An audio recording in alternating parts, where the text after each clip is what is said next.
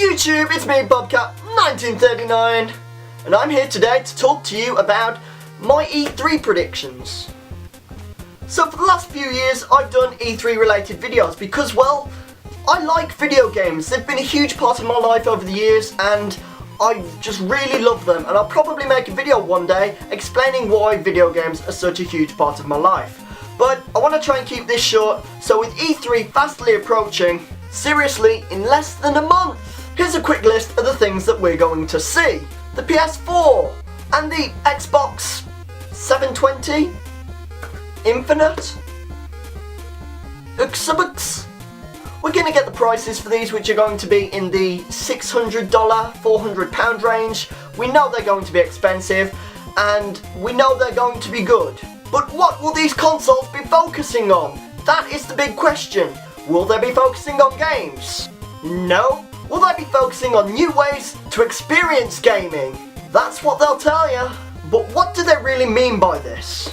Well, they're most likely going to give us Netflix and other social media. Having said that, Sony claims that the PlayStation 4 will be playable offline because, and I quote, "We know some people are antisocial." I think you'll find that a lot more antisocial people play video games online than don't. Or if the 5-year-old calling my mother a fine upstanding member of the community a social gamer, then I hate to see what your antisocial gamers are like. Because here's an interesting fact, not everyone has the internet.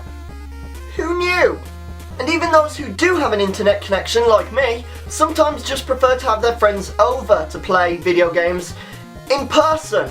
Keyword in that being play. Not update Facebook status or tweet about the latest achievement in generic boring shooter title, in which the cover of the game has someone facing away from the camera.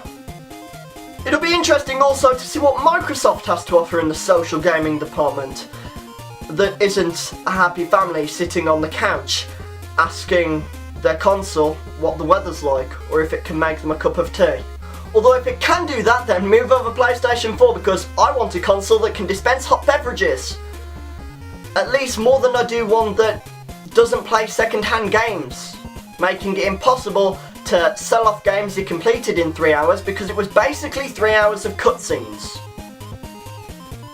Now on to Nintendo, and because they gave us a huge conference last year with the release of the Wii U, they're not even giving us a conference this year for the first time in years.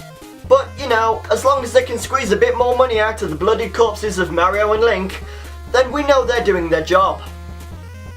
Now, here's a little about the games we can expect to hear about this year at E3. Assassin's Creed 4 Black Flag will take its next leap of faith, but probably end up flopping or nosediving into its own brilliantly rendered, shark-infested waters. Call of Duty Ghosts will give us the option to customise each bullet that we plough into the brains of our enemies, and that 5-year-old kid who just complimented our mother's good looks and great dress sense. Battlefield 4 will try to convince everyone that it isn't just Call of Duty with a prettier face. Watch Dogs will blow everyone away because it isn't the usual Call of Duty game, even though it still has guns and vehicles and violence and technology that will never exist. EA will give us the process of baby-making ton of dice game in which the players make wagers on the outcome of the roll games that they come out with every year. And the only way I'ma buy FIFA, or any EA game for that matter, is if they feature this guy. Oh, and not to forget, everyone will ask where GTA 5 is. In all seriousness though, I am really excited for E3 this year, and I will be glued to that computer screen until 3 AM in the morning. And even though it would be nice to see these gaming companies actually talk about games and not social media, I'm not going to hold my breath. Anyway guys, thanks for watching. I'll be doing videos giving my response to all of the main conferences that happen at E3 this year, but they probably won't be that amazing. Only joking, I'm sure they'll be brilliant. Anyway, game over.